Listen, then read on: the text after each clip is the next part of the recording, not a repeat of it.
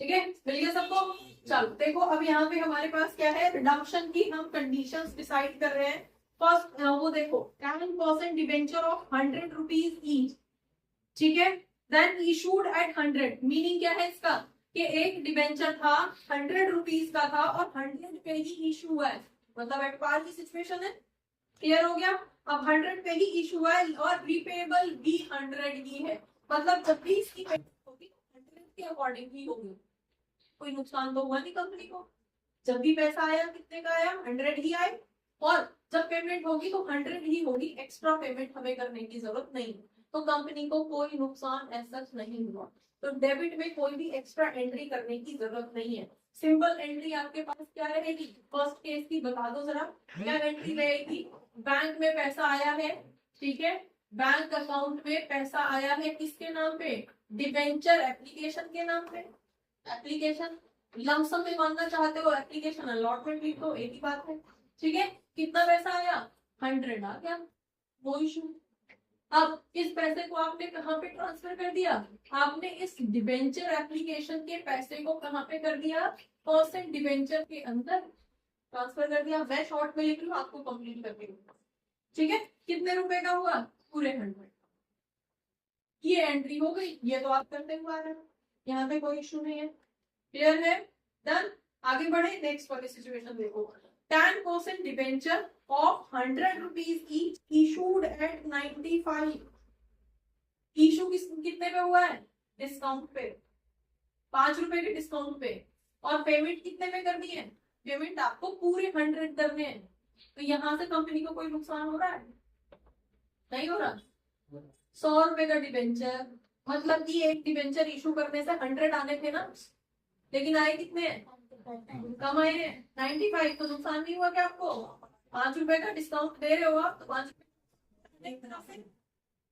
हाँ जी, ठीक है। तो अगर डिस्काउंट है तो डिस्काउंट की एंट्री तो यहाँ पे जैसे अभी हमारे पहले इलस्ट्रेशन में थी सेम वैसे ही, ठीक है। तो एंट्री क्या हो जाएगी, बोल दो एंट्री फटाफट से। सेकंड वाला केस कर रहे हैं, क्या हुआ है, bank to debenture application, same जैसे अभी तक हो रहा था। कितने पैसे आए हैं बैंक के अंदर, बैंक के अंदर आए हैं 95। क्लियर है भाई, डन। शॉर्ट में कर रही हूँ, अब बता दो जरा यहाँ पे क्या रहेगी, एंट्री क्या हो जाएगी दूसरी, किस वजह से आए हैं, कितने आने थे आपके पास, डिबेंचर एप्लीकेशन के कितने आए हैं, 95 आए हैं। जबकि परसेंट डिबेंचर कितने का था, परसेंट डिबेंचर 100 का था, तो 5 रुपीज यहाँ पे सही जैसे तुम अभी तक करते थे। क्या करोगे, डिस्काउंट अलाउड या discount on issue of debenture. Clear हो गया, सेंटेंस लिख दो, discount on issue of debenture या फिर डिस्काउंट ऑन डिबेंचर। क्लियर हो गया, discount allowed of debenture, clear हो गया, ठीक है। चलिए थर्ड केस कर लेते हैं। थर्ड केस में क्या डिबेंचर ऑफ इशूड एट 105, 105 पे इशू किया गया है, ठीक है, और रीपेबल एट 100।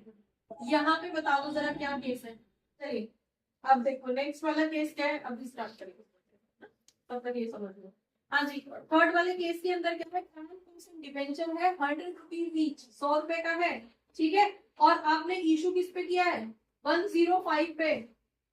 तो 105 का मतलब क्या है, 100 रुपए का है और बिल कितने रहे, 105, तो 5 क्या है, एसपीआर है, राइट। तो यहाँ पे तो कंपनी को फायदा हुआ है। दूसरी तरफ कंपनी रीपे कितना करेगी, जब रिडम्पशन का टाइम आएगा तो कितना रीपे करेगी, खाली 100 रुपए, तो 5 रुपए का कंपनी को फायदा हो गया, राइट। रिकॉर्ड कर दो, पहली एंट्री पे क्या डालोगे, बैंक टू, आपके पास क्या रहेगा, bank account debit to debenture application, कितने 105 आ रहे हैं, 105 आ रहे हैं ना। और यहाँ पे कितना, अब एक्सप्लेन कर दो इसको किस वजह से आ गए 105। आपके पास यहाँ पे डिबेंचर एप्लीकेशन के आपके पास 105 आए हैं, जिसके अंदर जो परसेंट डिबेंचर था वो कितने का है, वो तो 100 का ही है, और बचा हुआ क्या रहेगा आपके पास, बचा हुआ आपने एसपीआर के नाम से रिकॉर्ड कर दिया, ये एंट्री है, ₹5 का 5 हो गया। ठीक है, क्लियर। नेक्स्ट पे देखो, नेक्स्ट सिचुएशन क्या है आपकी, डिबेंचर। फोर्थ वाली सिचुएशन देखो, ये शॉर्ट में मैं कर रही हूँ, तुम लोगों को प्रॉपर अपने अकॉर्डिंग करना है। ठीक है, पूरा लिखना है इसको। 10% डिबेंचर 100 रुपीज का था, इशूड एट 100, इशू 100 लेकिन रीपेबल है 105, ₹5 का। क्या हो रहा है, फायदा हो रहा है, नुकसान हो रहा है कंपनी को। मिले तो 100 है, लेकिन जब रिडीम करने हैं तो ₹5 एक्स्ट्रा रिडीम करने हैं, तो ये तो नुकसान आ रहा है कंपनी के ऊपर। ठीक है, फर्स्ट एंट्री क्या रहेगी, बोल दो जल्दी से, क्या लिखूं, बैक टू डिबेंचर एप्लीकेशन। कितना, 100 आए तो 100 ही है, आए तो 100 ही है, लेकिन अब आप क्या करोगे, इसको एक्सप्लेन करोगे। रिडीम करते टाइम क्या रहेगा आपके पास, डिबेंचर एप्लीकेशन के 100 रुपीज आए हैं, जबकि आपको जो पेमेंट करनी है वो कितनी करनी है, वो 105 की करनी है। तो आपके पास यहाँ पे क्या आ जाएगा, परसेंट डिबेंचर कितने का, 100 का। डिबेंचर तो 100 का ही था, डिबेंचर तो 100 का ही था, हम यहाँ पे एड ऑन करके नहीं लिख सकते। लेकिन यहाँ पे हमारे पास एक नुकसान नजर आ रहा है, जिसको हमने बोला है क्या, आपका प्रीमियम ऑन रिडम्पशन।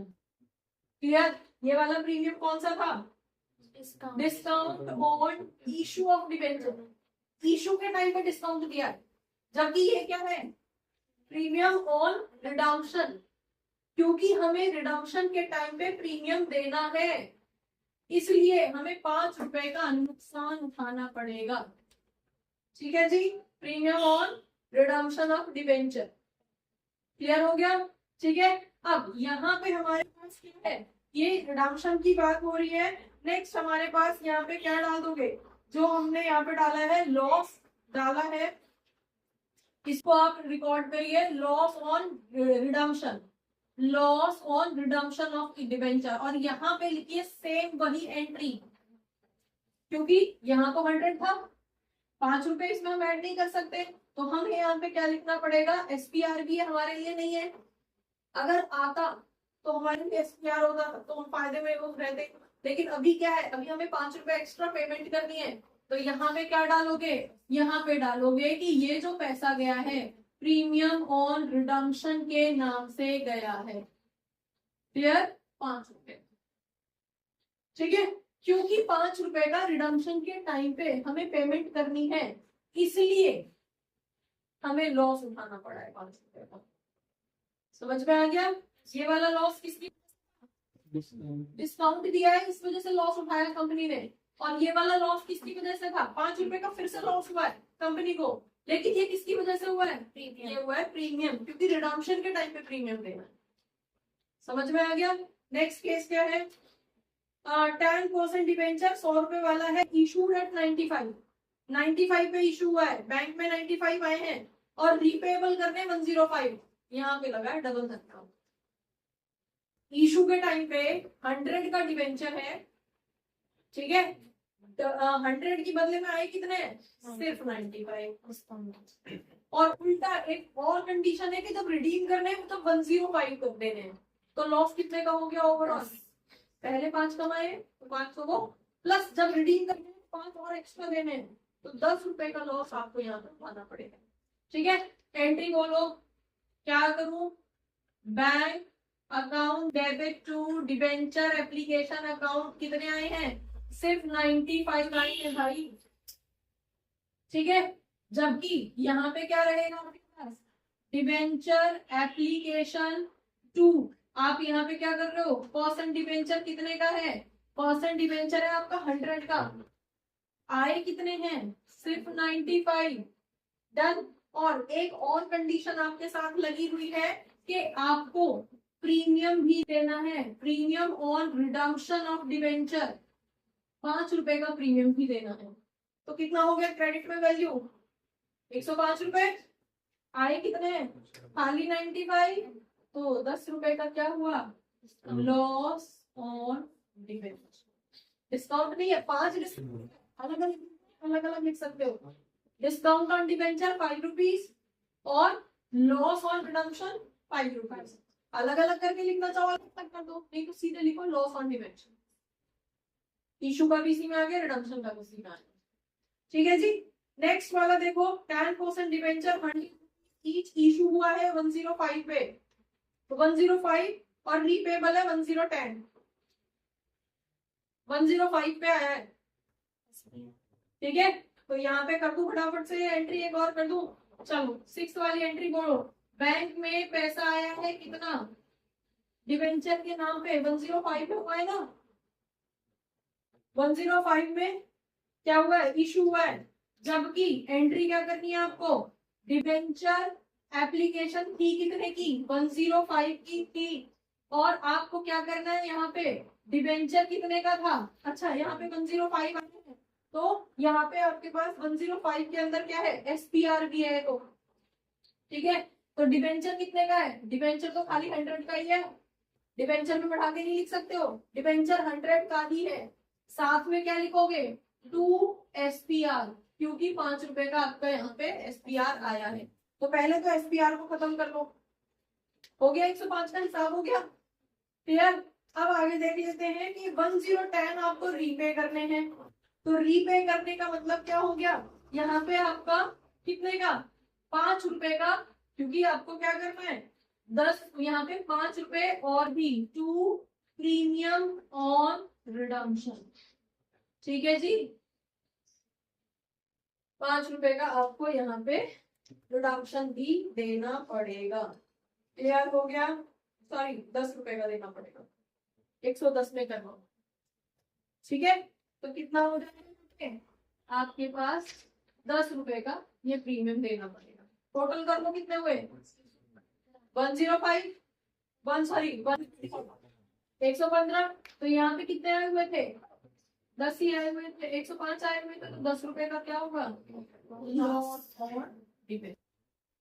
सीधे एक सेंटेंस के अंदर रिकॉर्ड करें। ठीक है, तो इस तरह के सारी सिचुएशन आपको नहीं मिलेंगी करने के लिए, आपको कोई भी 1 या 2 सिचुएशन दे दी जाएगी जिसकी एंट्री आपको करनी है, और जनरल एंट्री इसका आएगा। 4 नंबर का क्वेश्चन आपका इस चैप्टर से आता है। ठीक है, वो कोलेटरल सिक्योरिटी हो सकती है, तो आपका ये भी हो सकता है, सिंपल नहीं है। बच्चों होपफुली बहुत सारे डाउट्स इस क्लास से रिलेटेड, इस टॉपिक से रिलेटेड आपके क्लियर हुए होंगे इस क्लास को देखने के बाद में। अगर रियली आपके कुछ डाउट्स क्लियर हुए हैं, आपको ये क्लास अच्छी लगी है, तो आप इसको लाइक करिए, सब्सक्राइब करिए और अपने फ्रेंड्स के साथ शेयर करिए। Thank you for watching. Keep watching, keep learning, and don't forget to share. Keep sharing. Thank you.